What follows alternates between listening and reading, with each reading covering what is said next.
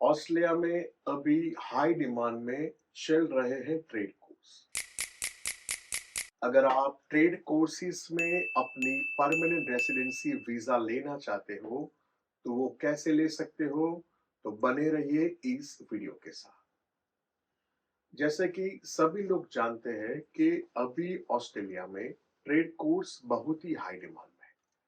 Trade course काफी सारे हैं, जैसे कि carpenter, certificate 3 in painting, solid plaster, bricklayer, electrician, plumber, gas fitter, cabinet making, glass and glazier and welder.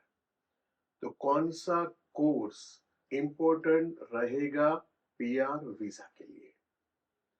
Trade courses सभी high demand में है। मीन्स आप अगर इनमें से कोई भी कोर्स कंप्लीट करते हो तो आपके हाई चांसेस है कि आपको ऑस्ट्रेलिया परमानेंट रेसिडेंसी वीजा का इनविटेशन दे दे।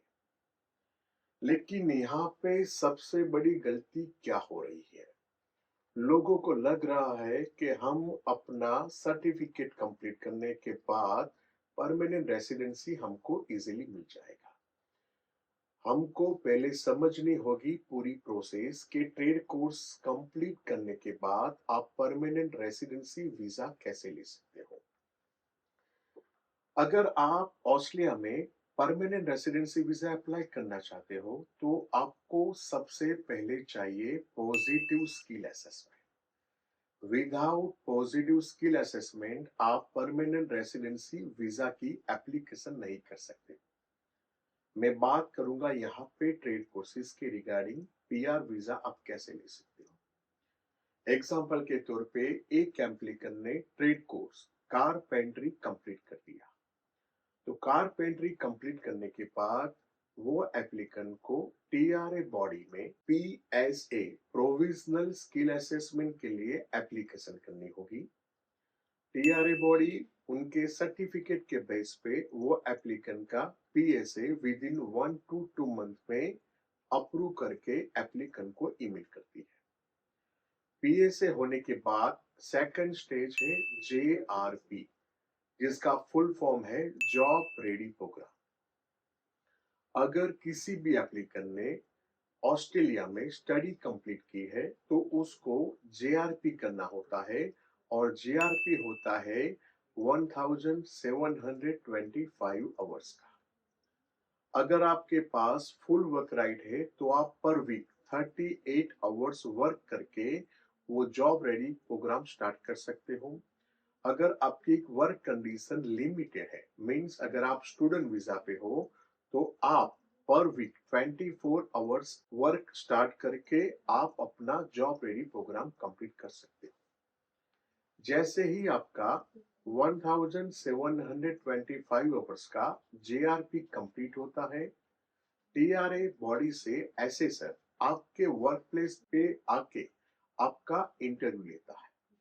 जो इंटरव्यू बेसिक रहता है, मीन्स आप अपनी फील्ड में क्या वर्क कर रहे हो, आप सेफ्टी क्या ले रहे हो, आपका इंटरव्यू ले सकता है और आपके सुपरवाइजर का वो इंटरव्यू लेगा।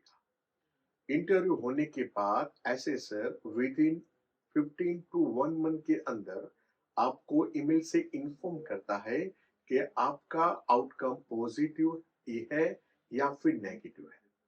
अगर आपका आउटकम पॉजिटिव है तो आपके लिए अच्छी खबर है, क्योंकि आप अब परमानेंट रेसिडेंसी वीजा के लिए एलिजिबल हो। 3 टाइप्स के परमानेंट रेसिडेंसी वीजा है।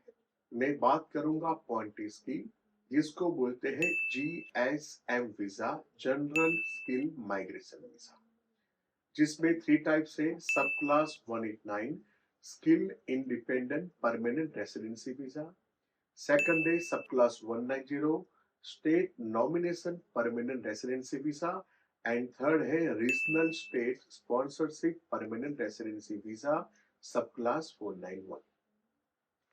पहले तो आपको ये डिसाइड करना होगा कि आपको किस टाइप का परमानेंट रेसिडेंसी वीजा ऑस्ट्रेलिया में लेना है। 189 लेना है तो आपके अच्छे पॉइंट होने चाहिए। जैसे कि अगर ट्रेड कोर्सेज में अगर आप 189 लेना चाहते हो तो आपको 70 टू 75 पॉइंट चाहिए। 190 के लिए 75 पॉइंट और 491 के लिए 80 पॉइंट। अगर आपके पास अच्छे पॉइंट हैं, अगर आप अपनी फील्ड में वर्क कर रहे हो, तो आपके हाई चांसेस है कि ऑस्ट्रेलियन गवर्नमेंट आपको इनविटेशन दे सकती है। लेकिन यहाँ पे हो क्या रहा है कि लोग स्किल असेसमेंट करने के बाद अपनी फील्ड में वर्क नहीं कर रहे हैं। ऑस्ट्रेलिया के स्टेट ने जो राउंड कंडक्ट किए हैं, उसमें सबसे ज्यादा इनविटेशन कंस्ट्रक्शन वर्क के रिलेटेड ऑक्यूपेशन को दिए गए हैं। लेकिन इम्पोर्टेंट बात है कि किसको इनविटेशन मिले।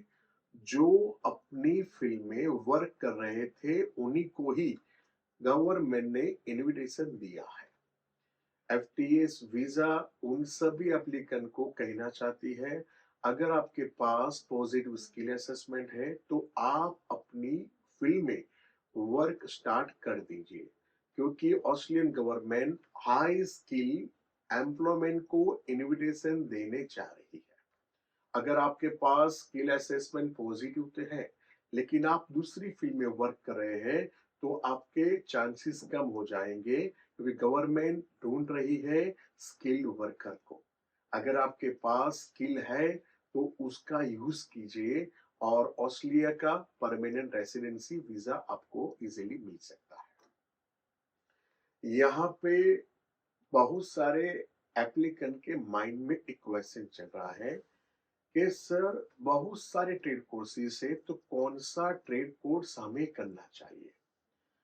देखिए, आप देखेंगे तो आप आउट ऑफ 10 में से 8 एप्लीकेंट के मुंह से सुनेंगे हम कारपेंटरी कर रहे हैं, या फिर हम पेंटर कर रहे हैं, या फिर हम कैबिनेट मेकिंग कर रहे हैं।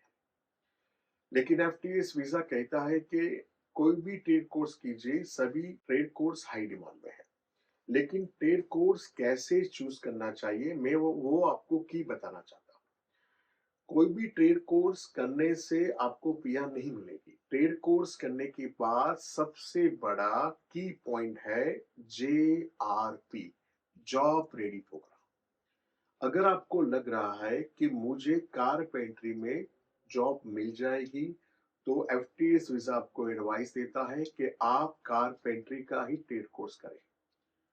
अगर आपको लग रहा है कि मुझे वेल्डर में जॉब मिल जाएगी, तो एफटीएस वीजा की एडवाइस है तो आप वेल्डर का ही ट्रेड कोर्स कीजिए, क्योंकि यहाँ पे सर्टिफिकेट इंपॉर्टेंट जितनी है, इतना ही इंपॉर्टेंट जॉब रेडी प्रोग्राम है। अगर कोई एप्लीकेंट कारपेंटरी का कोर्स कंप्लीट करता है और कोर्स कंप्लीट करने के बाद उसको जॉब नहीं मिल रही है, तो वो जॉब रेडी प्रोग्राम नहीं कर पाएगा, और जॉब रेडी प्रोग्राम नहीं होगा तो उसका स्किल असेसमेंट नहीं आएगा, तो वो अपना वक्त बर्बाद कर देगा।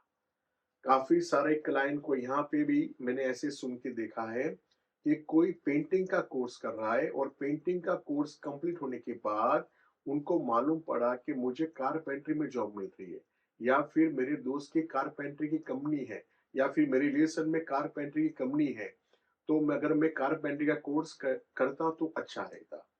मीन्स एफटीएस वीजा आपको कहता है, पहले आप देखिए कि आप किस फील्ड में जॉब फाइंड कर सकते हो।